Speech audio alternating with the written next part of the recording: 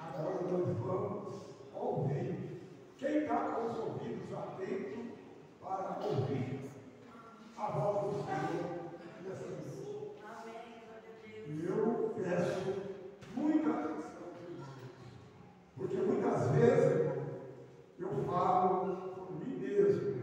Às vezes a gente pensa, olha, o servo de Deus está ali na frente, ele está falando de si próprio. Não, ele é usado por Deus. Ele é o instrumento que Deus tem para usar. Lembra, domingo nós ouvimos o pastor dizendo que Ezequiel, ele profetizou sobre aquele monte de ossos secos. Aleluia, porque ali tinha um exército que tinha sido derrotado. Aleluia, nos anos antigos. Ali tinha pessoas que foram, aleluia, e que tinha alguma coisa para representar diante de Deus. Então Deus tem o seu atabalho para falar com a igreja nessa noite. E aproveitando, eu passo a palavra para o pastor Recido, que vai fazer aquilo que Deus tem nessa noite. Aleluia. Nós somos irmãos. Bom estar na presença do Senhor. Abra sua Bíblia em Ezequiel, capítulo 10. Ezequiel, capítulo 10. Glória a Deus.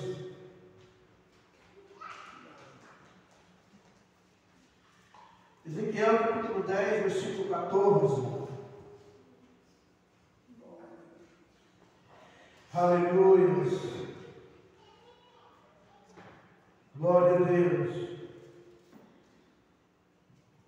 Acharam? E cada um tinha 4 rostos. O rosto primeiro era o rosto de querubim, e o rosto do segundo, o rosto de homem, e do terceiro era o rosto de leão, e do quarto era o rosto de águia. Sentaram, irmãos. Irmão, sabe o que difere uma pessoa da outra? Esse falar aparência, pastor.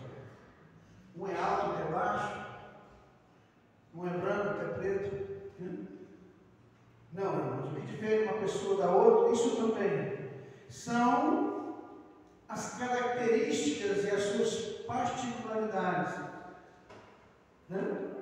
Coisas que são próprias daquela pessoa.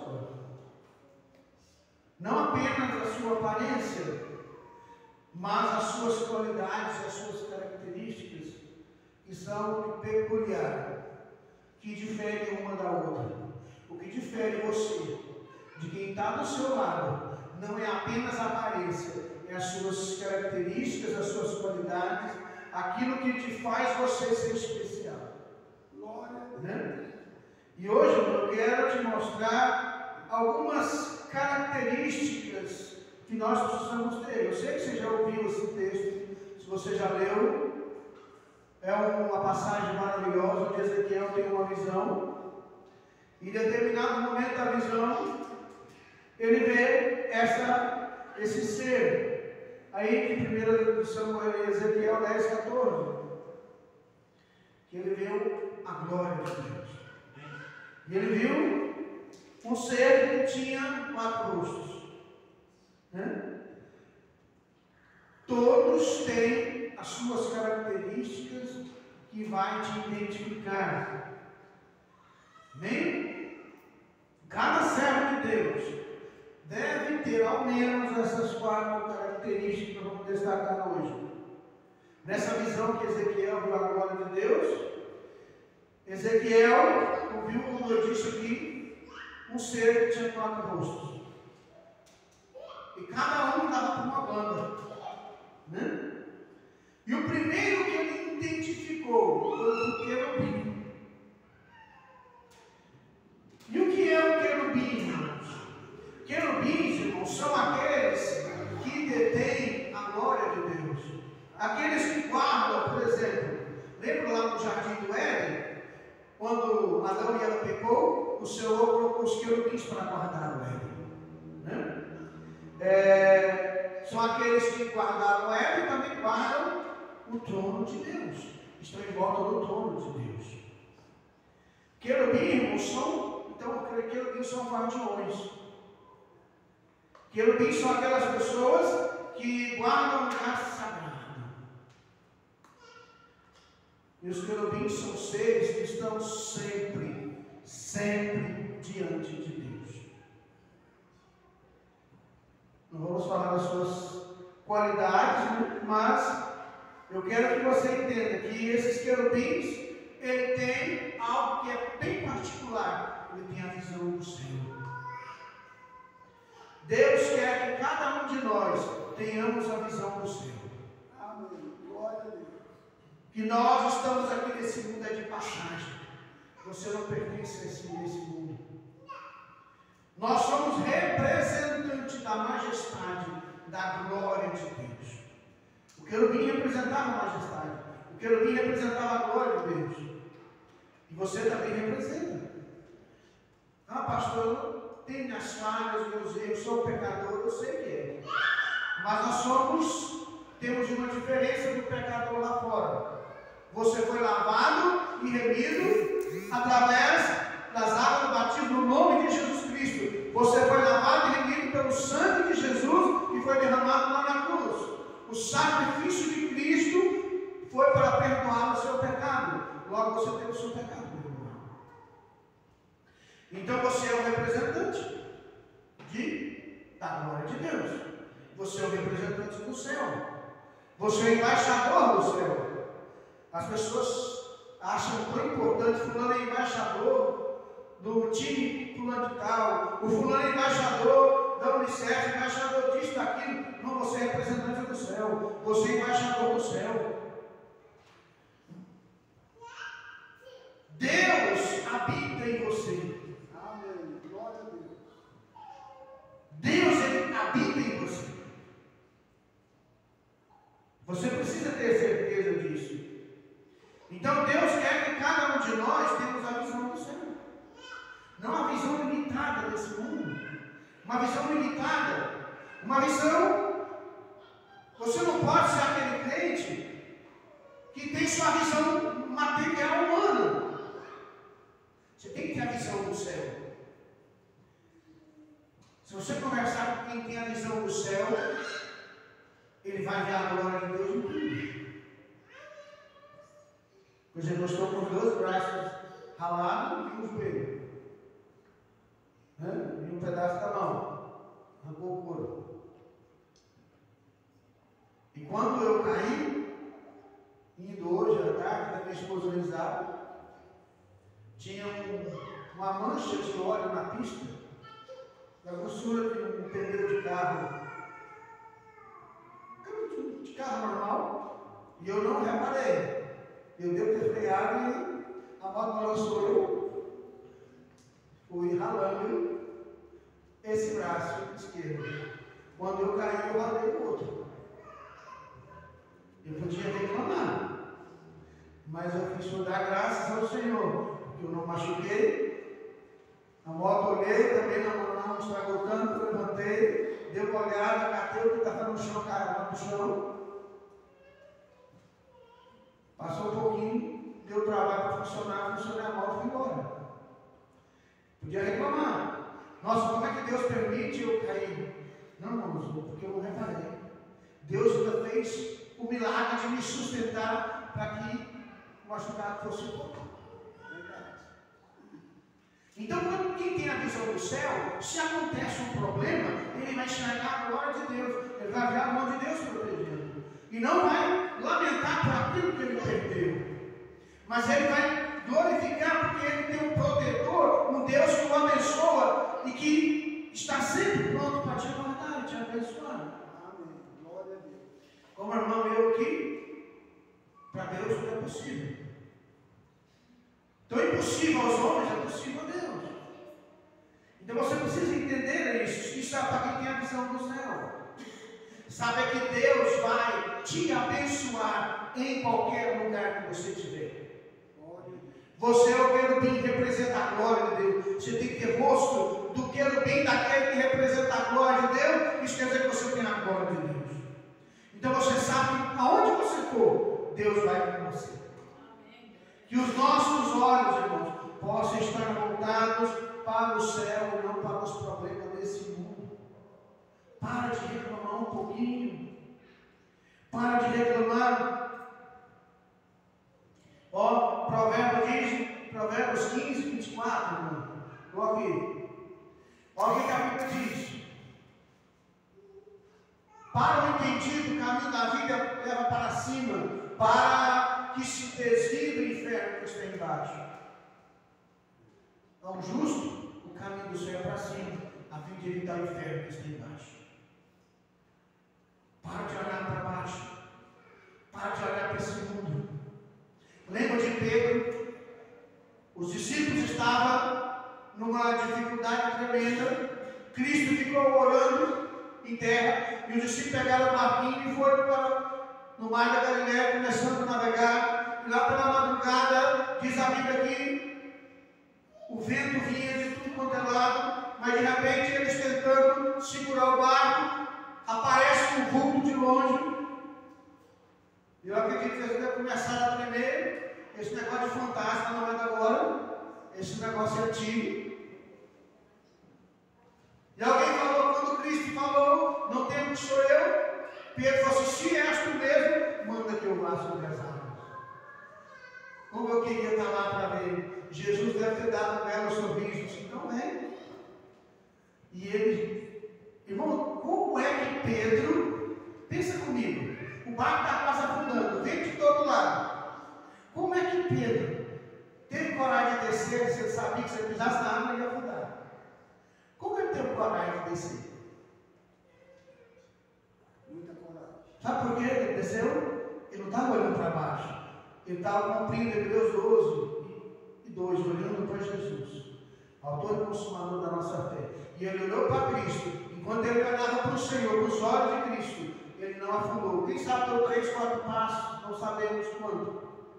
Mas sabemos que à medida que ele foi caminhando rumo a Cristo, quando ele começou a se aproximar de Cristo, ele começou a olhar para os lados, ele sentiu o vento batendo, ele sentiu as águas batendo nas suas pernas, e ele começou a afundar.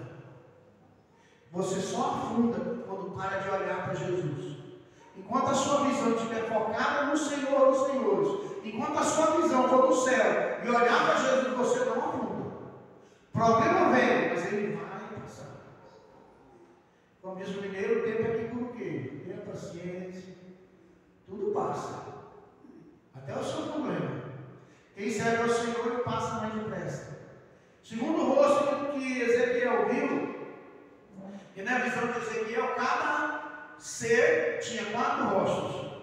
Um ele identificou como do querubim. O segundo foi o rosto de homem.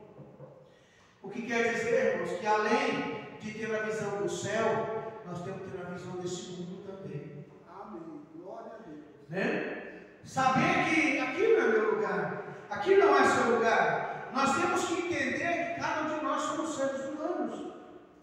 E eu acho que cada um de nós precisamos entender que quando ser humano eu sou limitado. Você é limitado. Como homem, nós temos que buscar o quê? A direção de Deus. Buscar a glória do Senhor. E eu acho que quanto mais humano formos, mais você vai precisar da glória. Quanto mais você se sente. Lembra quando Paulo teve a sua visão? E ele fala lá em Coríntios, olha, eu conheço um homem, se na carne e no espírito não sei, que vai arrebatado até o 3º céu. O judeu crê em 3 céus. Eles conhecemos um outro, está acima desse azul que a gente conhece, e o 3º, que é onde Deus habita. Paulo diz, não sei se foi na carne e no espírito. E ele ouviu coisas que não são vistas falar. E diz a Bíblia que ele, depois que ele teve essa visão, que a gente sabe que é o próprio Paulo, dá a entender que é ele. Paulo diz que ele ficou, por causa das visões, ele ficou com um espinho na carne. E ele rogou 3 vezes, por exemplo, para que o Senhor tirasse esse espinho da carne da vida dele. Qual foi a resposta de Deus? A minha graça te basta. O meu poder só se aperfeiçoa na fraqueza. Então Paulo diz lá, de boa vontade, com dor e além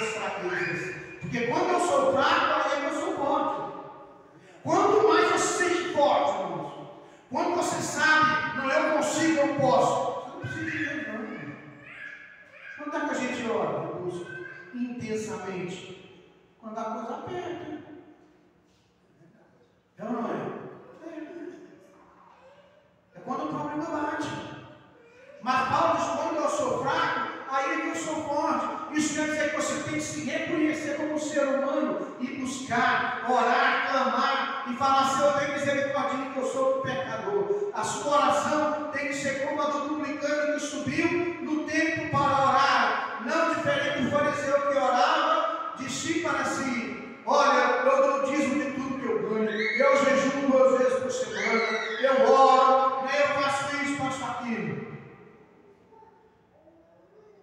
Mas o publicano batia no peito, nem olhava para dentro, nem olhava para cima. Dizia, tem misericórdia de mim, que eu sou pecador. Eu preciso da tua ajuda, Senhor. Sabe por que José venceu o Egito? Porque ele sabia que ele era pecador. Ele sabia do seu limite. Sabe por que José fugiu da mulher de Potifar? Ele falou, até aqui eu dou conta de ir como ser humano. Mas se eu passar desse limite, como homem, eu não dou conta. Porque os hormônios, a carne vai falar mais forte. Você tem um limite, irmão. É por isso que o crente, o servo de Deus, tem que namorar pelo buraco da fechadura. Tem que ser pelo buraco da fechadura. E pegar na mão é bacana. Você fica muito emocionado. Depois você quer subir para cima. Quer dar um abraço, né? Só vai aumentando. É a natureza humana. Saiba o seu limite. Isso vale para o jovem e vale para mim também, se eu fosse solteiro. E José era um homem experiente. Já. E diz a Bíblia que ele fugiu. Porque ele era um homem que sabia seu limite. José tinha a visão do céu, a do querubim, mas tinha a visão do homem também. Limitado. Lembra Daniel? Daniel tinha a visão do céu, como querubim. Ele tinha a revelação de Deus. Mas quando a coisa era muito grave, quando apertou, pedindo para ele interpretar o sonho, ele chamou os seus amigos, vamos orar e buscar a graça de Deus. Porque nós não damos conta de resolver esse problema. Agora é só Deus. Oraram, consagraram e Deus deu a resposta. Seja homem, irmãos. Seja homem. Romanos, e como homem, eu quero te mostrar algo interessante. Nós temos que entender o nosso semelhante. Lá em Romanos 13, pega em Romanos 13, nós temos algo interessante. A partir do versículo 8 até o 10. A ninguém devais coisa alguma, a não ser o amor com que ameis os outros. Porque quem ama os outros tem cumprido a lei. Porque você ama, olha só, com efeito, não adulterarás, não matarás, não furtarás, não darás falso testemunho. Não cobiçarás, se algum outro mandamento nesta palavra resume. Amarás a teu próximo como a ti mesmo. O amor não faz mal ao próximo. De sorte que o cumprimento da lei é o amor. Deixa esse versículo.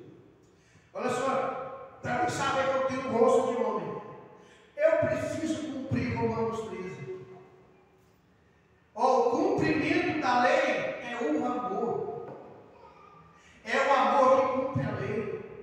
Com efeito, olha, porque você ama, você não vai adulterar, você não vai matar, você não vai furtar, você não vai cobiçar, e nem qualquer outra coisa. Porque eu amo a Deus, eu tenho a visão do céu e a visão como homem, eu preciso amar o meu semelhante. E se eu amo o meu semelhante, eu não quero fazer mal a ele. Se eu amo a Deus, o mesmo direito que eu tenho, irmão já citei, o mesmo direito que você tem, o presidente tem, o mesmo direito que o mendigo tem, o advogado tem, perante Deus. Nós somos iguais perante Deus. Porque o Senhor não está olhando a cor da sua pele, nem a sua conta bancária. Porque Ele mesmo que nos fez com as nossas diferenças.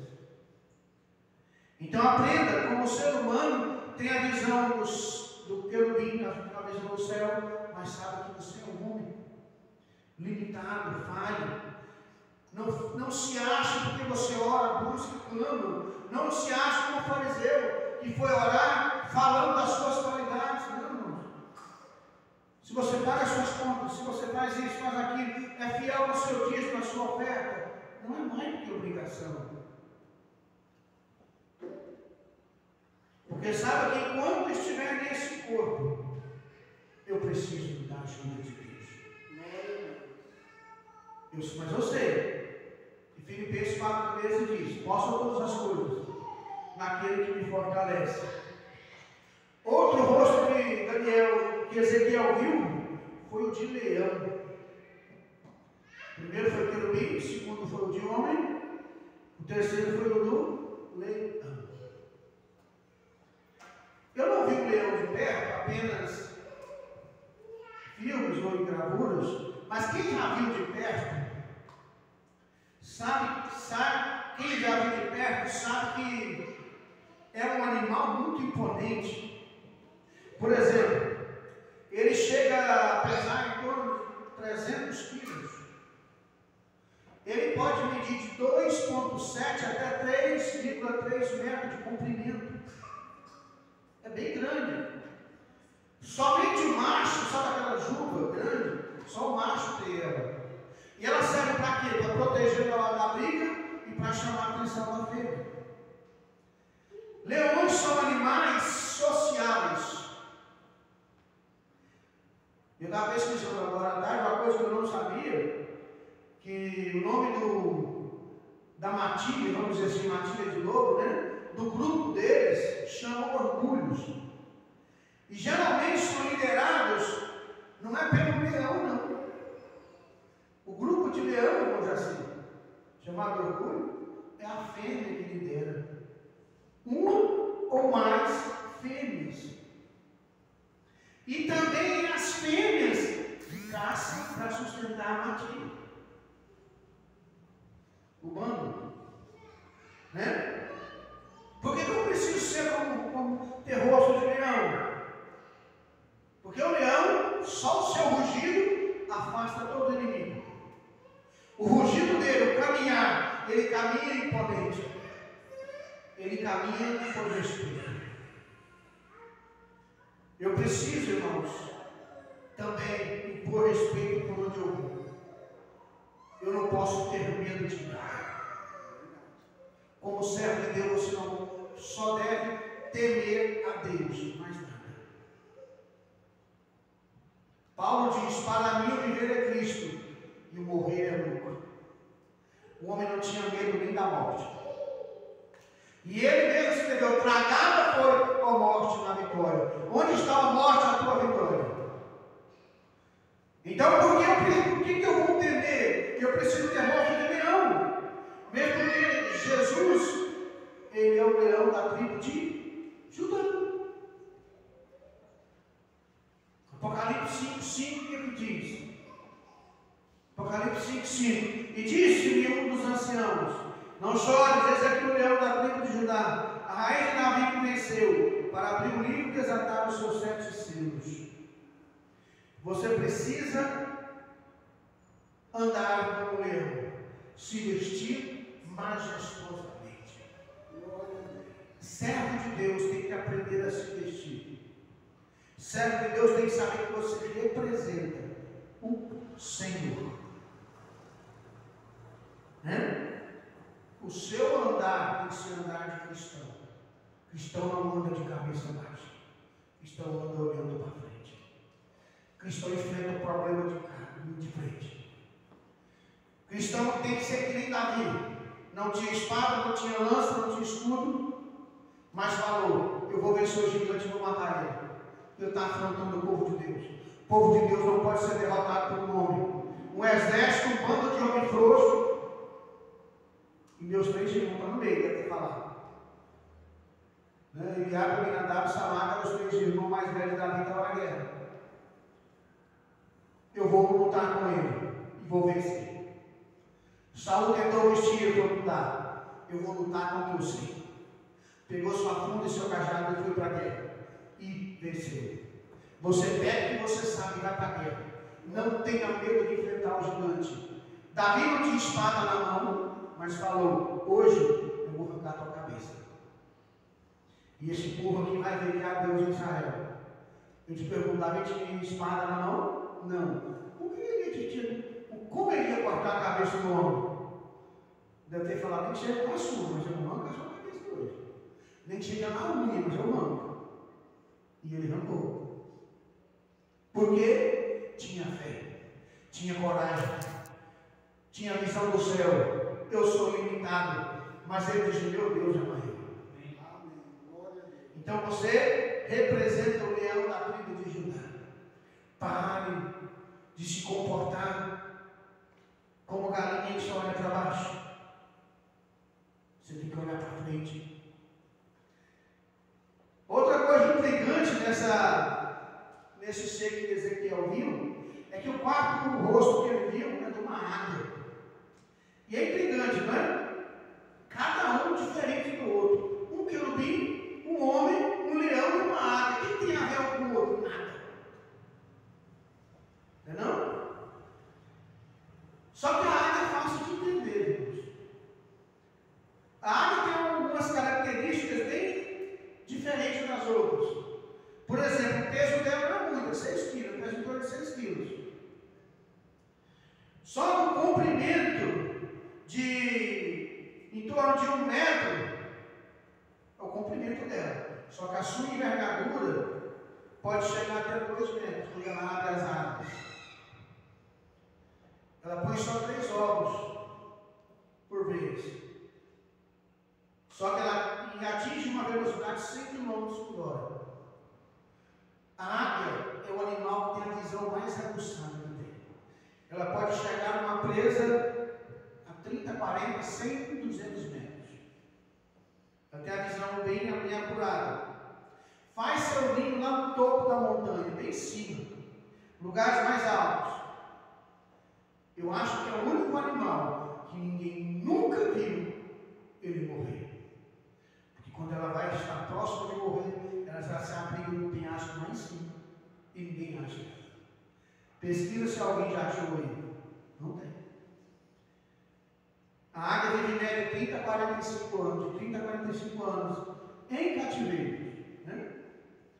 Resumindo, é um animal bonito, elegante, nobre e que tem uma visão que poucos animais têm. A águia, irmãos, ela tem uma qualidade que somente alguns outros animais que voam têm. Ela pode voar espaços bem longos sem cansar. Ela usa correntes do vento. Quando eu era criança, eu gostava de ficar olhando essas coisas. E nosso parente aqui, que é bem parente, bem distante da água, o urubu, abutre, ele usa esse sistema. Você pode ver que quem gosta, quem é curioso como eu era, a gente sempre deitava e ficava olhando. Mas eles voam, você não vê ele batendo a asa, só planando, está deslizando na corrente de vento, vai longe. Sabe por quê? Para não se cansar. Crente tem que aprender a deslizar nas asas do Espírito Santo. Ele tem que aprender a descansar na presença de Deus. Crente tem que fazer seu ninho lá no pico da montanha. Saber que você é do céu, você tem que olhar para cima. Para de olhar para baixo, você não é daqui de baixo. Ele tem que ser como uma águia. Nós temos que ter essa envergadura de saber que eu preciso ter uma envergadura bem grande para me desviar do ataque do maligno, na cilada do diabo. O diabo quer te destruir, irmãos. O diabo quer colocar tristeza no seu coração. E é ruim, que às vezes ele usa os próprios parentes e amigos para causar tristeza em nós. Não, ele não vai usar pessoas de longe. A Bíblia diz que os inimigos todos são da sua própria casa. Que te atinge é isso. Nós temos que gerar filhos rapidamente. Porque eu não falei aqui, mas a águia, ela pode dar 3 ovos. Com uma incubação de apenas 35 dias. 35 dias a incubação, e 90 e poucos dias criando o filhotinho, assim. 35 dias está incubado, vai nascer. Você precisa gerar filhos rapidamente. Nós fomos chamados para ganhar almas. Lembra da história do endemoniado gadareno? Ele, depois que o Senhor o libertou, ele vivia em cemitérios, nos sepulcros. E quando o Senhor o libertou ele queria acompanhar Jesus. Ele queria seguir a multidão que seguia a Cristo. Porque havia uma multidão que seguia Jesus, que os 12 que estavam sempre com ele, Jesus os treinava para continuar o ministério, mas havia uma grande multidão que acompanhava ele também. Cristo falou assim: não, você não vai comigo. Eu quero que você faça algo diferente. Vai e anuncia para os seus o que Deus fez por você. E ele saiu e foi anunciar que o Senhor Jesus tinha feito por ele. Foi gerar almas. Lembra a mulher, a samaritana? Quando Cristo conversou com ela e ela abriu o coração para Cristo, o que ela fez? Espera um pouquinho, Senhor. Ela foi, chamou os vizinhos dela tudo. Vem cá ver o homem, me contou minha vida, falou isso assim, chamaria ele Cristo. E Cristo ficou lá em Samaria algum tempo, na aldeia. Depois os homens falaram: mulher, nós cremos agora, não é porque você falou, mas porque nós temos visto e ouvido que esse é verdadeiramente o Salvador de Israel. Olha só, a samaritana foi a primeira missionária da Bíblia.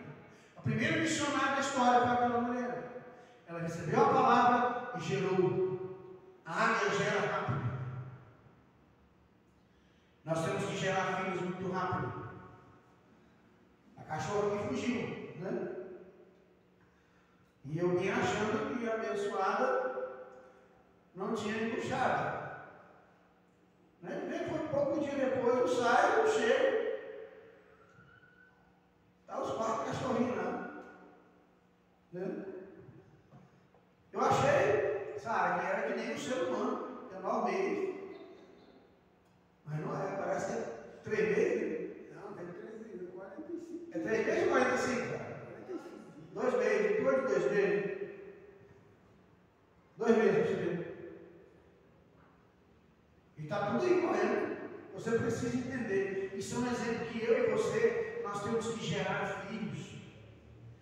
Eu sei que estamos vivendo uma geração diferente hoje. A geração de hoje não quer ter filhos. Mas, irmãos, nós temos que gerar filhos na fé. Se você quer gerar filhos ou não, isso é com você e Deus. Eu acho que se eu casasse hoje, o meu pensamento é o mesmo, eu queria ter. Mas, se você não quer, tudo bem. Mas filho na fé você tem que ter. Amém. Glória a Deus. Nós temos que fazer nosso tudo lá, irmãos. Tem hora que você vai ter que estar acima das nuvens, buscar a graça de Deus. Parar de olhar para baixo. Não vamos nos cansar, não, irmãos. Nós temos que ter a visão do querubim lá no céu.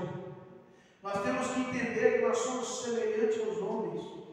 Eu lembro que um dia o apóstolo Paulo estava pregando e de repente o povo ele fez um milagre. Deus usou Paulo e Silas para fazer um milagre. Paulo e Barnabé, Silas, não me engano, não lembro. E a Bíblia diz que eles simplesmente Deus usou eles, fez um milagre grandioso, e todo mundo veio com véus e grinalda e todo, queria sacrificar. Os deuses de semelhança de homem baixaram até nós. Paulo caiu na multidão, rasgou suas vestes e disse: olha, nós somos homens como vocês.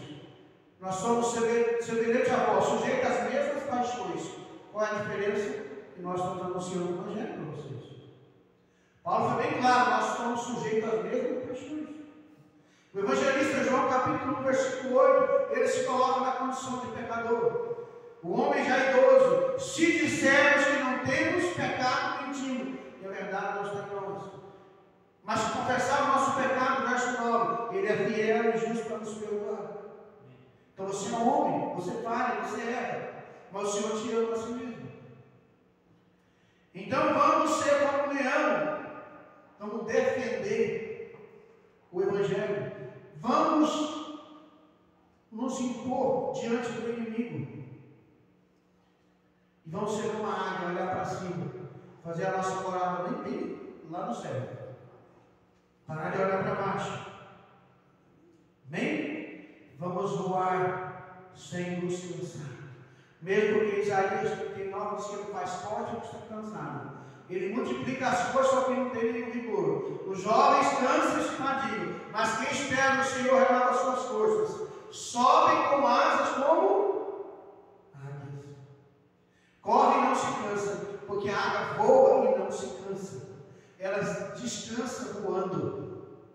Você pode descansar voando na presença do Senhor. Vamos ficar em pé. Sábado, reunião para os jovens. Liga às 18h30. Amém, Senhor, nosso Deus e Pai, obrigado por essa noite. Abençoa a tua igreja, teu povo. Repreende todo o mal que vem contra a tua igreja, Senhor. Nos abençoe, derrama teu Espírito sobre cada vida. Abençoe cada lar nessa hora. Derrama a tua bênção